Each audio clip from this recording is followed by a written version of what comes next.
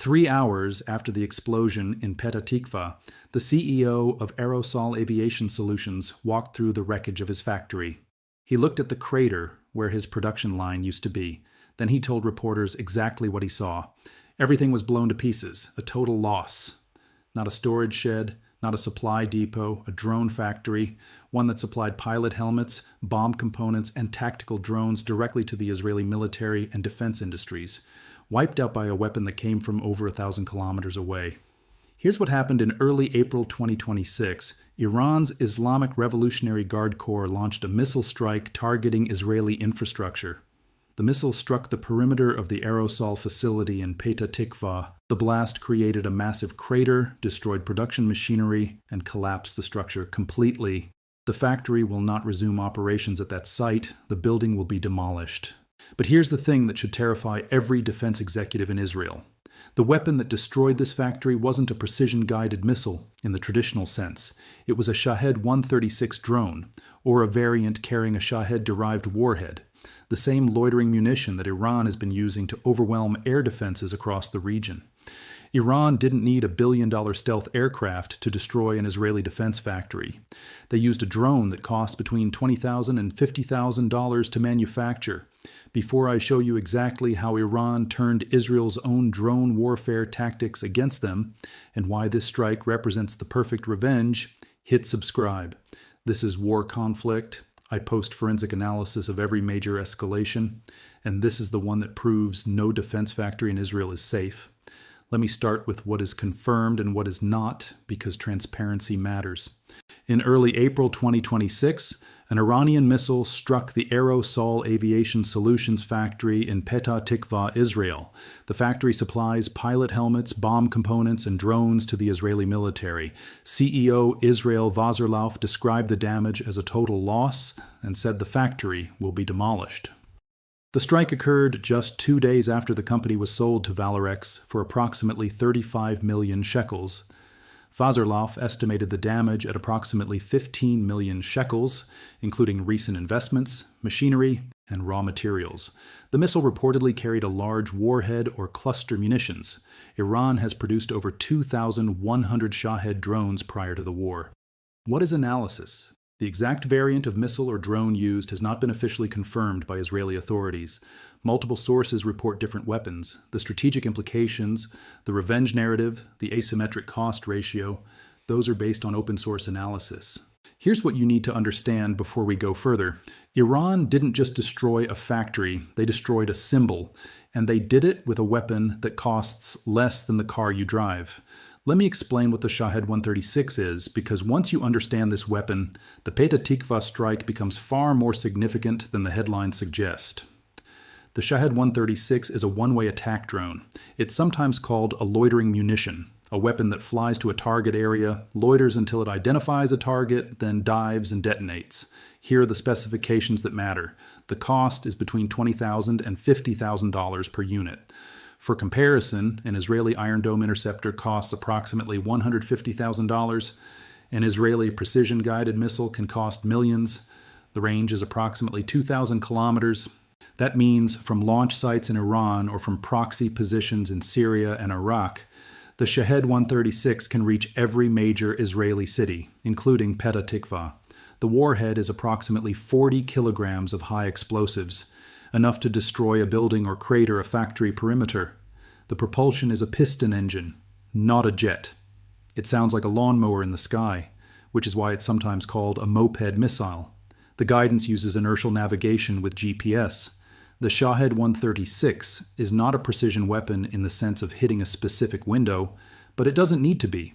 It only needs to hit the factory. The Shahed-136 has become Iran's signature weapon in this conflict. Using multiple drones and saturation attacks, Iran has overwhelmed air defense systems that were designed to intercept fewer, more expensive missiles. Prior to the war, Iran had produced over 2,100 Shahed drones. They have been using them systematically to target infrastructure across Israel and allied nations.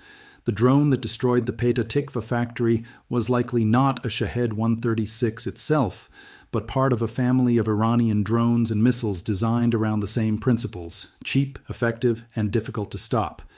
And here's the critical detail that most coverage has missed.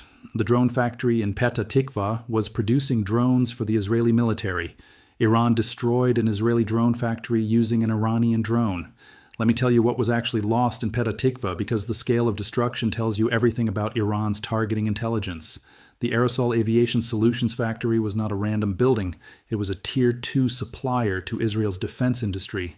The company manufactured pilot helmets for Israeli Air Force aviators, bomb components for precision-guided munitions, tactical drones for IDF ground units, and aviation equipment for Israeli defense contractors. 2 days before the strike, Aero Sol had been acquired by Valorex in a deal valued at approximately 35 million shekels. The timing could not have been worse for the new owners.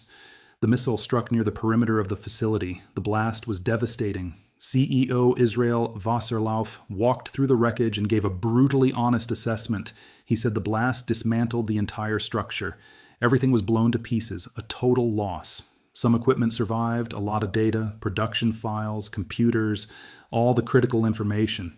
He said they managed to recover a great deal of data and key components, and even some drones survived, along with customer molds. But overall, the damage looks huge. He estimated the damage at approximately 15 million shekels, including recent investments, machinery, equipment, and raw materials. The factory will be demolished. It will not resume operations at that site. But here's what makes this worse. Wasserlauf told Israeli media that Iran likely knew exactly what they were targeting.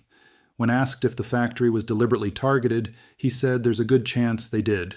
He said he is not claiming they are the backbone of the war, but they are not stupid, they are smart.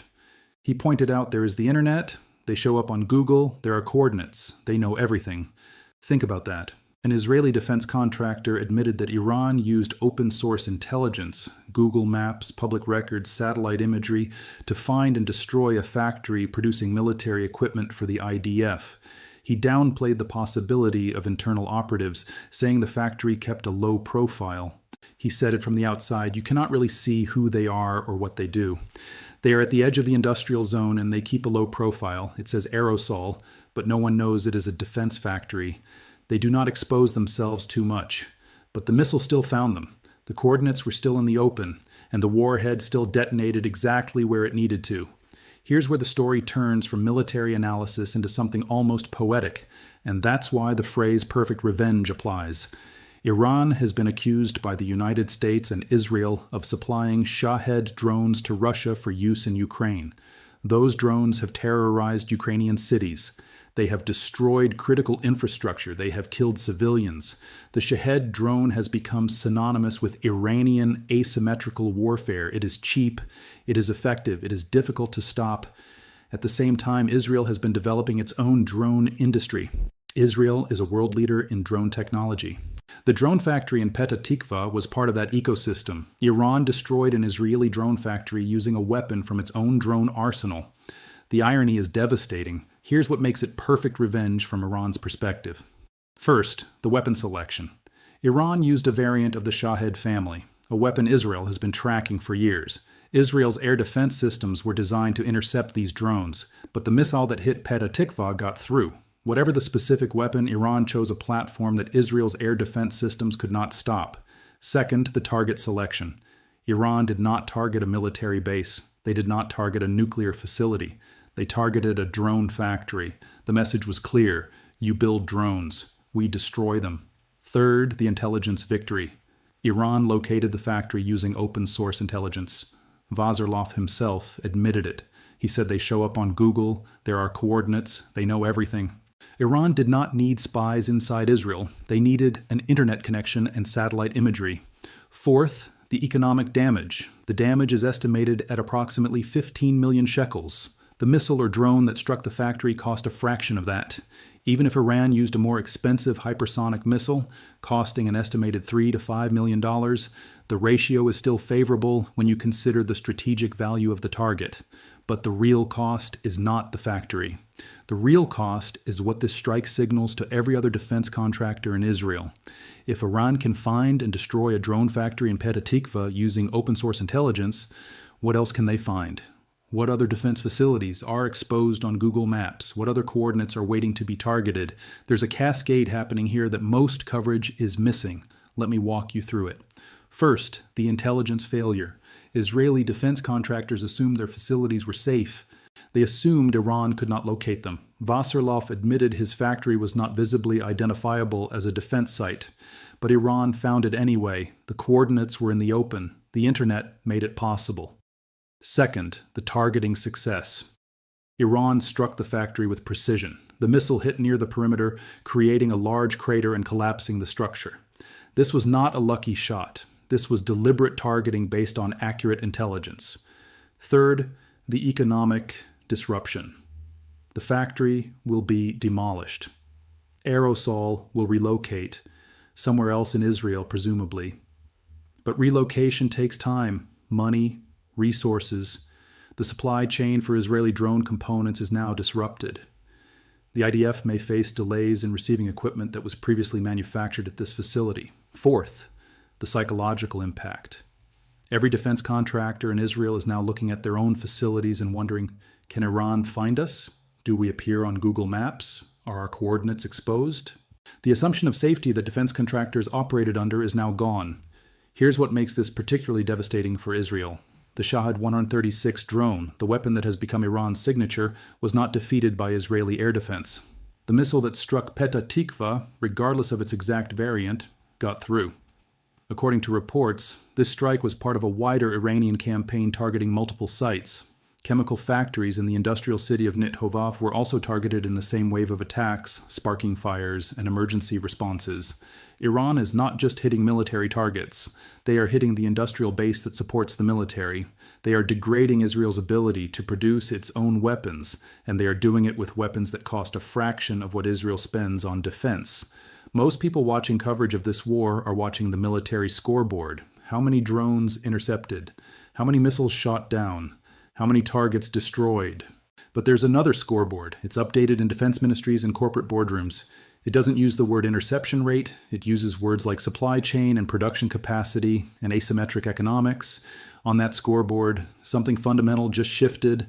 Iran has demonstrated that it can strike at the heart of Israel's defense industrial base, not with billion-dollar missile systems, with drones that cost less than $50,000 each. The Aero Sol factory produced bomb components for precision munitions. Those components will now be manufactured elsewhere, but elsewhere is also vulnerable. Iran has shown that no facility is beyond reach. Wasserloff, the CEO, told Israeli media that the company's core capabilities remain intact. Critical data was recovered. Production files were backed up. Some drones and customer molds survived. He said the company can restore critical production lines within a week, either in an alternative facility or through defense partners like Elbit Systems. But here's the problem. Relocation takes time, a week maybe. Reconstruction of a permanent facility takes months. And during that time, the IDF may face shortages of the components that Aero Sol supplied. The trap is that every defense contractor in Israel must now choose between two bad options. Option 1, keep facilities in place and accept the risk of Iranian targeting. Continue operations as normal, hoping that air defense systems will protect them. But the Petah Tikva strike proved that air defense can fail.